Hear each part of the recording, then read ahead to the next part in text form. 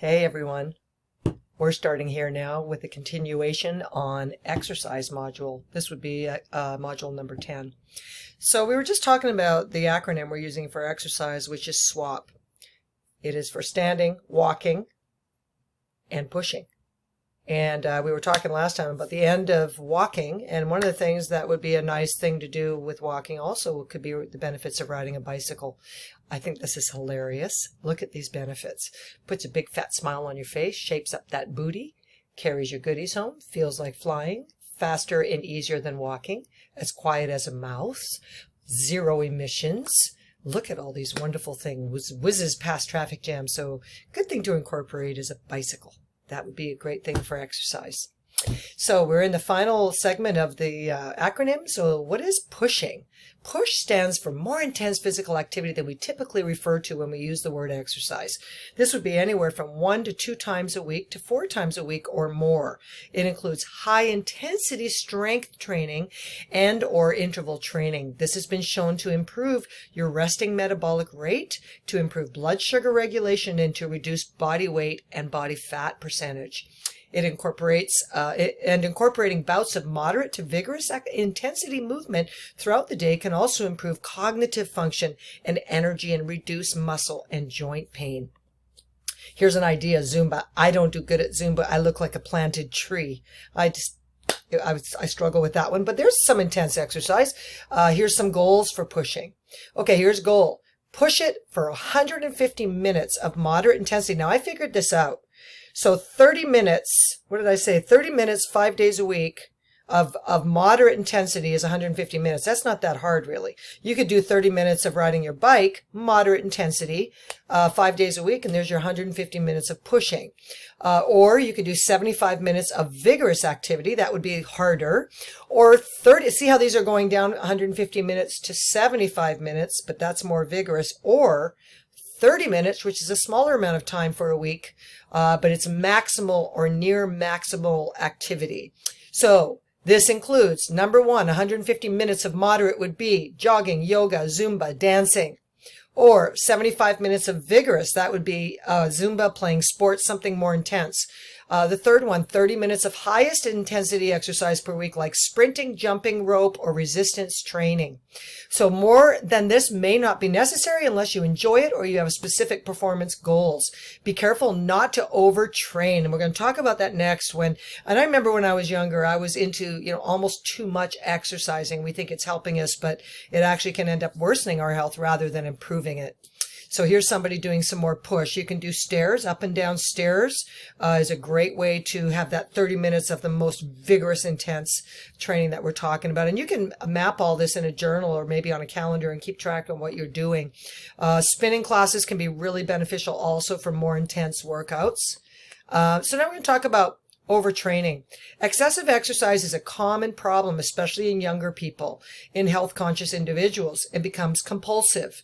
Nearly any type of exercise can be overdone. Marathons, full-distance triathlons, long-distance bicycling, high-intensity strength training, and so forth.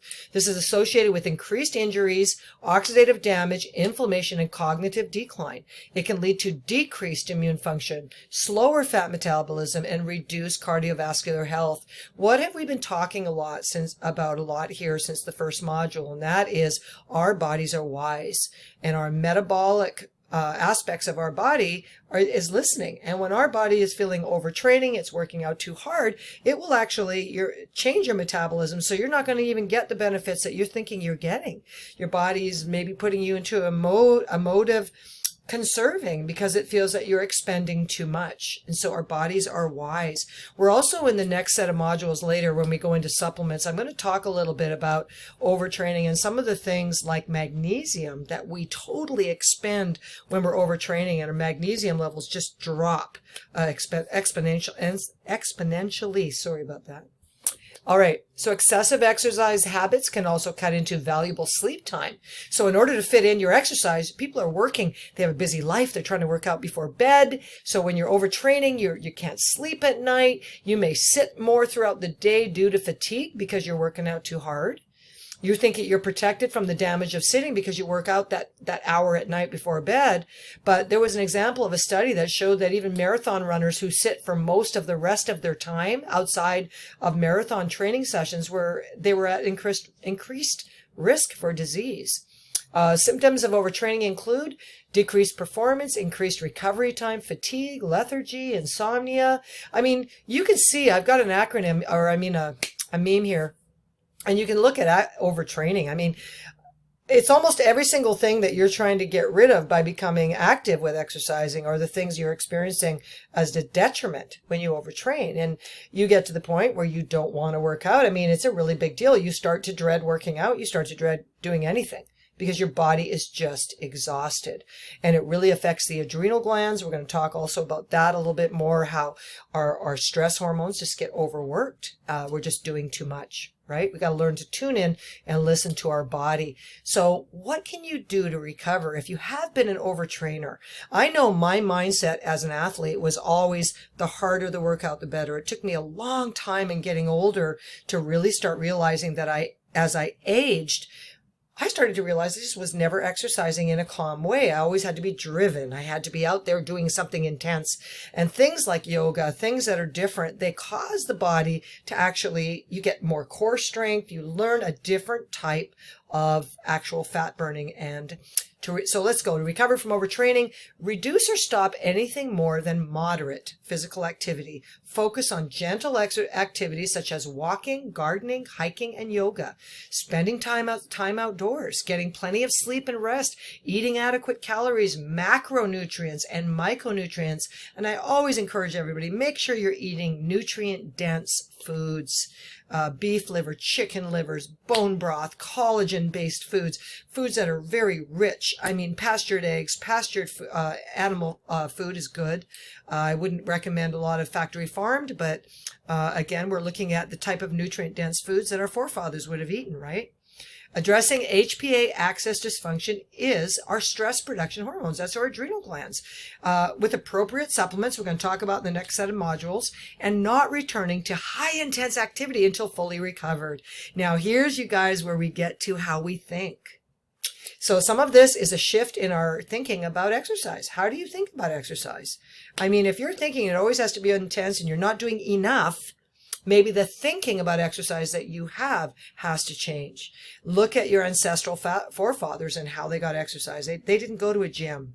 They weren't thinking the way we think. This is part of our Western thinking, really, about exercise and all the social media accounts of these great bodies. Okay, so let's look at some things you could do that are not so intense as well. If you happen to have a trampoline in your backyard because your kids had one, that's awesome. It's even probably better than a rebounder, but rebounders are wonderful. They get the body moving, circulates the lymphatic juices and cleanses the lymph system, helps the body to remove toxins, and then delivers and absorb nutrients at the cellular level where it can be converted into energy. A lot of people don't know that NASA astronauts, they were training on rebounders because when they get into space, they're weightless. And so this was one of the things they did for training.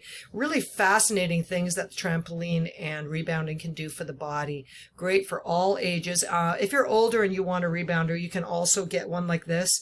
You can also get a handlebar that comes with it, so you don't have to worry about tipping over or falling off, and you can actually hold on to a handlebar, and those are totally gettable. You can get that on Amazon. This is a great thing. Yoga, I almost cannot say enough about yoga.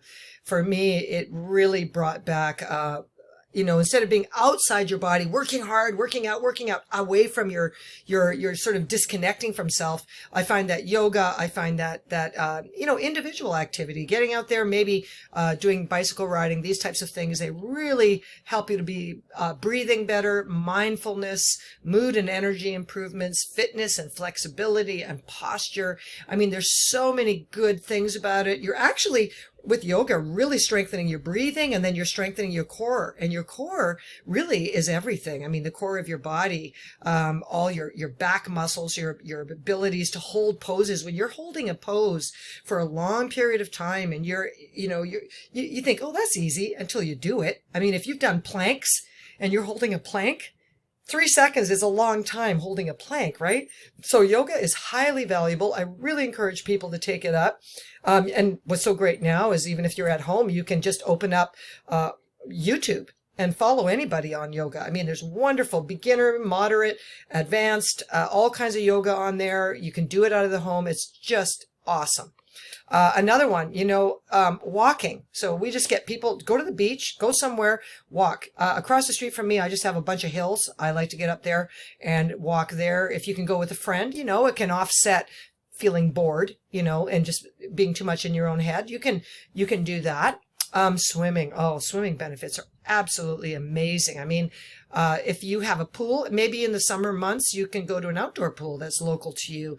If you don't have a pool in your yard, or you have another way. I had a neighbor recently who put in a lap pool in her backyard, and it wasn't even with cement. I mean, they didn't have to make a hole or anything. It was, she actually bought it, and it was above ground, and she actually was walking against the way that this lap pool worked. It actually was pressure of the water coming against her, and she walked against that every single day. And it really helped her arthritis and other things. So it reduces joint inflammation, improves memory function, combats obesity, improves coordination, flexibility, balance, and posture. I mean, have you noticed yet that a lot of these lower impact exercises and exercising are ways that people are actually, it's not a high intensity thing. You have a lot, in my opinion, more enjoyment. You're actually in something that your body's working through slower. You're not having to be so intense about it. And I really think that swimming is super valuable that way. Another one's hiking. Obviously I just said walking, and you saw those two at the beach, but I mean, hiking, if you can, take your dog and go somewhere up in a hill. You're going to get those negative ions outside. You're going to be able to breathe the outside air. There's something also really wonderful about getting in a bigger environment where your problems seem smaller. Once you're hiking, once you're outside, you get the air, you get this bigger vision, the things that are really upsetting, maybe possibly upsetting you or bothering you. All of these things, they just tend to be kind of put more into the background. So I really encourage this. Anything else you can think of for low impact type of movement. You might say, well, I can't go, I can't do a lot. I have this body problem or that. And that's all of us. I mean, I also have repetitive injuries. I have problems with my own body. But I find if I change it up all week, like maybe one day I hike, and maybe the next day I get on my stationary bike, and maybe the following day after that I do some yoga and stretching, just in my living room. There's ways that you can do it. And if you go back to the swap where we did the goals for the day, and you do the standing, walking, and push, and if you go to the push one, it will actually show you how many minutes. So it will say minutes of this, minutes of that. And if you alternate your things every day and you keep a journal, you're going to probably exceed even the sort of ideas that they've given you there for minutes. You're probably going to exceed all of those. You're going to find that as you incorporate this into your day. Now, in my case, I have to do it first thing in the morning. I get out of bed. If I don't do it first thing, I just keep putting it off, and things happen and I never get it done. So you're going to have to find a time in your day, especially if you have kids. You're going to have to try and work in this way that you're going to be able to bring in your activity. Everybody's different. We all have different lives, but I'm trying to make it a little bit more accessible to do exercise, not having to leave your house, and incorporating it into your daily activities here.